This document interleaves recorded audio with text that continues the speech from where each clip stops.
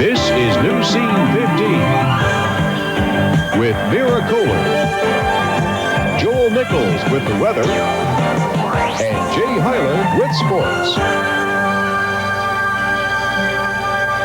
Good evening. The father of a girl who died from a cocaine overdose last June has mixed emotions tonight about a guilty plea from Todd D'Antoni, the man who supplied the drugs to his 15-year-old daughter. D'Antoni made the unexpected plea late yesterday to federal charges that he gave Tricia Shue the cocaine that killed her. As Becky Liscombe reports, the victim's father still hopes something positive can come out of the tragedy. When anything bad, I like to see some good come out of it, you know. Mike Shue has had plenty of sleepless nights and days filled with emotion. Last June, his 15-year-old daughter, Tricia, was at a party with her 14-year-old best friend and 23-year-old Todd D'Antoni. Tricia had been involved with drugs before, but her father says she quit her habit while on a waiting list for a treatment program. But in the early hours of June 7th, she used the cocaine D'Antoni admitted giving her. After going into a seizure, she stopped breathing and later died.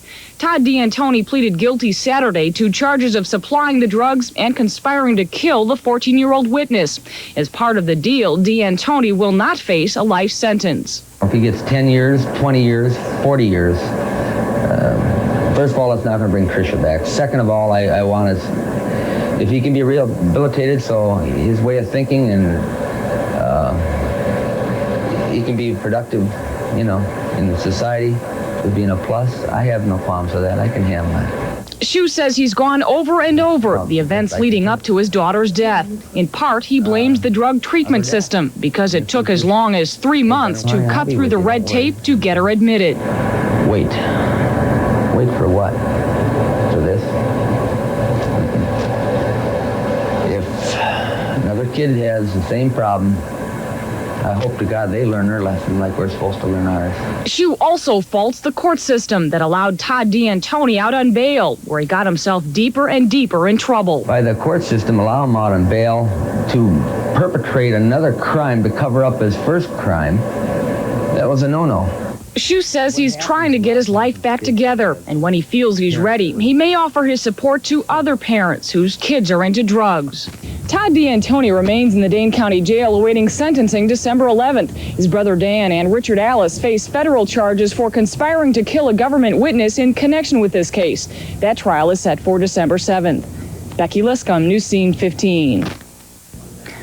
A high rate of speed and a wet road may be to blame for an accident that injured 5 people this afternoon northwest of Madison. Dane County deputies say the car veered off Highway 12 and crashed into several trees. They say the driver and 4 passengers were Cambodian men from Chicago who were visiting friends in the Madison area and lost their way. Apparently the vehicle is westbound on Highway 12, and for some unexplained reason yet drove straight off the curve and never even applied the brakes and ended up into the woods.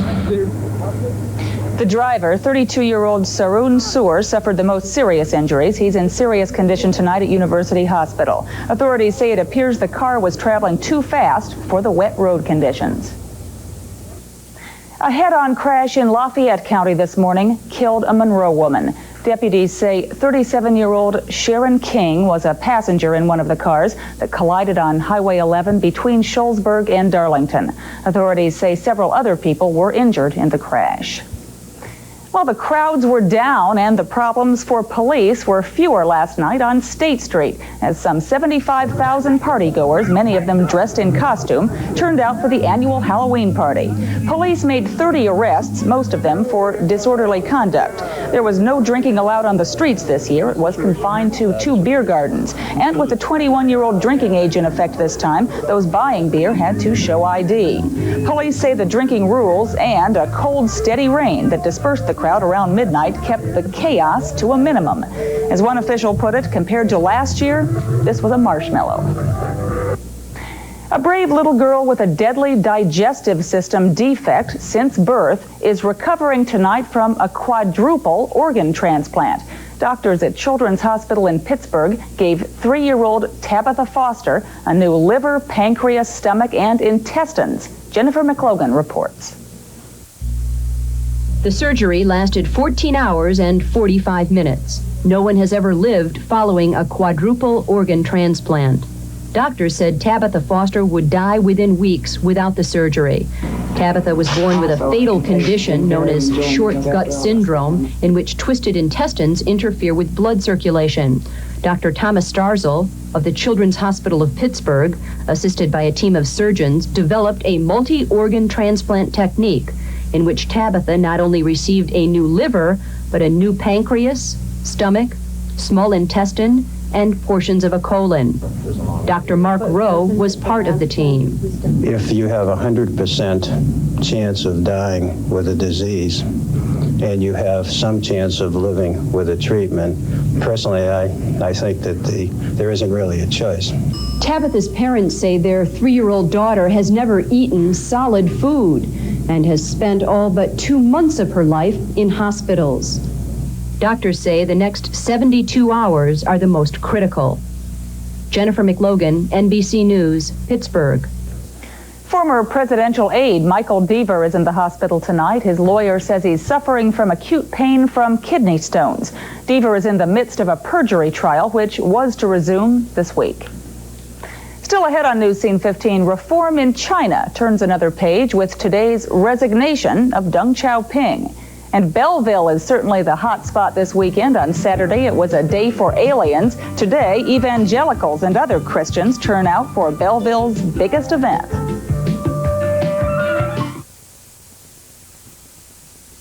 Supreme Court nominee Douglas Ginsburg is under close scrutiny tonight. Records show that when Ginsburg was Assistant Attorney General, he handled a cable TV case, while at the same time he held big investments in a cable TV company. But a Justice Department official tonight says Ginsburg did not violate conflict of interest laws. The 83-year-old leader of China's Communist Party kept his promise. Today, Deng Xiaoping resigned his post as the head of the party's Central Committee.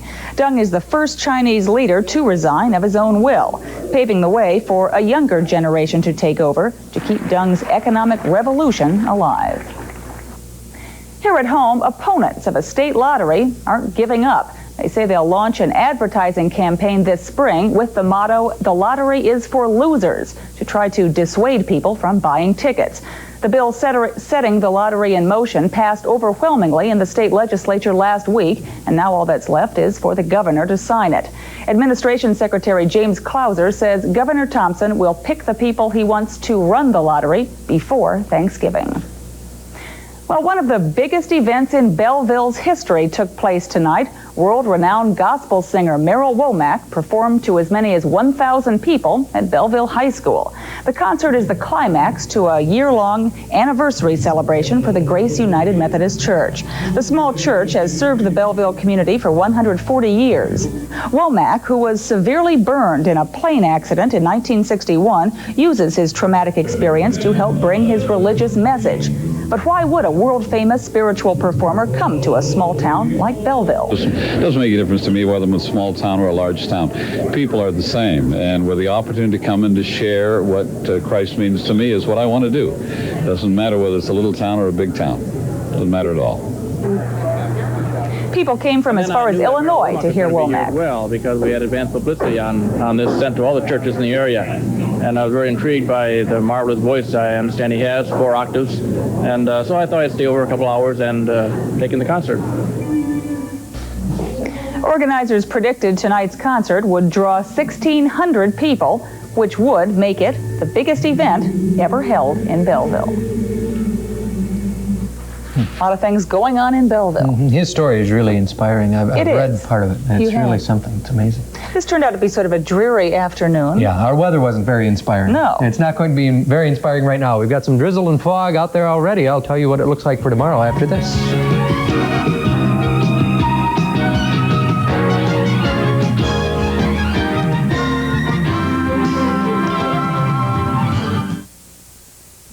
Well, today was kind of a soggy, squishy kind of day outside. A good day to stay inside and do things. And a lot of people after last night, including one of our cameramen here in the studio, probably did stay in after a big night last night on State Street. 58 degrees right now, which also happens to be our high for the day. 58-degree dew point, which gives us 100% humidity, means it's drizzly and foggy out there. South winds at 7 and the pressure falling at 30.21. Well, 58 was our high earlier this afternoon. It continues to be our high right now. We're at our high temperature because of all the fog keeping the temperatures pretty constant. We did have 0.29 of an inch of rain. Last night on the roads, things were a little bit treacherous. The rain came down in bucketfuls at about 11 o'clock. 52 degrees in La Crosse today and some rain there as well. Down to our south, though, very mild, 66 in Chicago, and a little cooler as you head north, but for the most part, a very mild day, all things considered. 20s and 30s for highs was all I could get to in Maine. Very warm in the southeast, Paducah, Kentucky, 82 degrees. That was one of about a half a dozen records set in that part of the nation. And the nation's high, 88 degrees in a town called Alice. You can see a lot of clouds over the western half of the nation, and underneath those clouds, a lot of rain throughout the day. In fact, at this time, there's still rain continuing underneath all those clouds. Heavy showers in New Mexico. They had 61-mile-an-hour winds and better in some places in New Mexico. A lot of rain throughout Arizona, rain continuing in northern California, and also Idaho and Montana. In our neck of the woods, we do have drizzle. That doesn't really show up very well on radar, but we do have some heavier showers down to our south around Chicago, where they've already had nearly an inch of rain from last night. Warm air from this southerly flow, this warm front, that's good news. But what's bad news is that very, very, very dense fog. We also have a fog advisory tonight. Sandberg said that fog is supposed to come in on little cat's paws. It's more like big moose feet today. It was just dense fog, about a quarter of a mile visibility. It might be a 0 visibility night some places, so take it easy out there. 5 to 10 inches of snow expected in some of the southwestern mountains of Colorado. Payson, Arizona had over 2.5 inches and a lot of rain. Tropical storm watch in effect for the Florida Keys because that tropical depression continues to strengthen.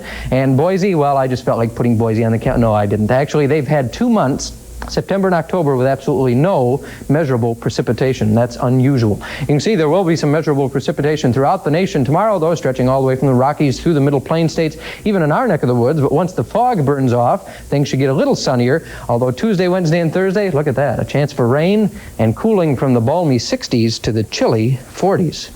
Our feature photo tonight is a beautiful shot. This is a beautiful place, Door County, Ephraim in Door County, and we thank Carol Mills for that photo. Tonight, then, very dense fog in some places, so be very careful. Occasional drizzle, a low only about 54, and light winds 5 to 10. Tomorrow, still fog in the morning and then partly sunny by afternoon, breezy and warmer, though. Look at that, 68 degrees. That'll be kind of nice for a change. By tomorrow night, cloudy skies, a low of 50, and still a chance for rain on Tuesday, and a high of about 65. They tell me it's pronounced Ephraim, but I Is could it be Ephraim? wrong. You're I'm probably not right. sure. But I've only been there once, and it's beautiful. It is a beautiful place. You bet. Well, coming up in a moment, some losing games this weekend. Jay will have highlights of the Packers and the Badger hockey team.